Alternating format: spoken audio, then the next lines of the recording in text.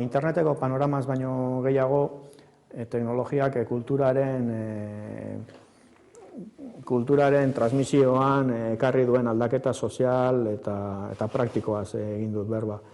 Eskasiaren kultura batetik pasatu gara ugaritasunaren kulturara. Kultura funtzionatu izan du, produktu jakin batzuk, CD-ak, liburuak, analakoak, banaketa prozesuz eta ekoizpen prozesu zail baten garestiak zian produktu batzuen banaketatik, hortikan sortu izan dira industri kulturalak. Gaur egunean banaketa doan da, eta internetek eta ematen duen sormenerako aukena ere, ekoizpenerako sormena baldin baduzu, oso handia da. Orduan gaude beste era batean, eta industri kultural horiek argitaletxeak edo gobernuek babestu nahi duten, protekzionismo horrekin babestu nahi duten egitura horiek esga eta antzekoak, horiek erresistentzia planteatzen nahi dira, baina nik uste galduta daudela. Eta protekzionismo horrekin ez goazela inora. Horrek ez dut uste esan nahi duenek industria kulturalak desagertuko diranik.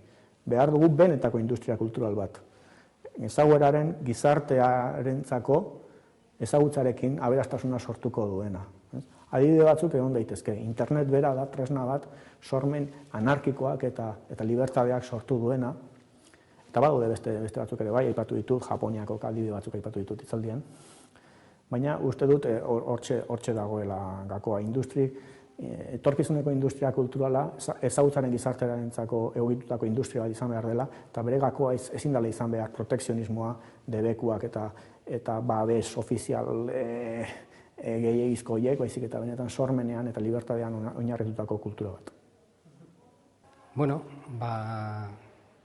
etorri naiz Eskoriazara, pentsatuz batetik, bai azaldu nahi diet eskoletan kulturgintzaren transmisioan zelan egiten den eta nola egiten den, baina, bueno, etzan hori bakarrik egin nahi nuena, datu batzuk eman bai, uste dut garbi utzi dudala nolabait eskoletan ez azkeneko 4 urtetan, baizik eta azkeneko 20 urtetan, 25 urtetan baita ere, nolabait ahozkotasuna, antzerkia, bersoa, kanta, kontalaritza, eta azkene eta 96tik aurrea, ja programa oso batekin, Ulibarri programakin, zenbat eskolari diren aparteko lan hori egiten, lan handia egiten hori bultzatzen,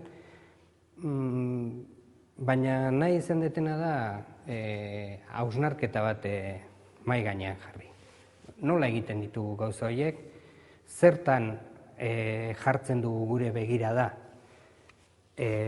gauza horiek egiten ditugunean, euskalgintzan gabiltzanok nolabait gure helburua non jartzen dugu, zer da nahi duguna aldatu, nolabait uste dut portaeratan eragin nahi dugula, portaerak aldatu nahi ditugula, baina nolabait gorago begiratu behar dugula. Nolabait portaera horietarako bide ematen duten motor horiek, jarrera horiek, uste horiek, aurreiritzi horiek, izan dituzten bizipen horiek, aztertu egin behar ditugula jakiteko zergatik gertatzen zaigun hori, zergatik dagoen portaera hori. Hori egiteko, proposamen gisa erabili dut Robert Dilsen piramidea eta nolabait maila neurologikoak, eta pixkat horren inguruan joan da hausnarketa eta eztabaida.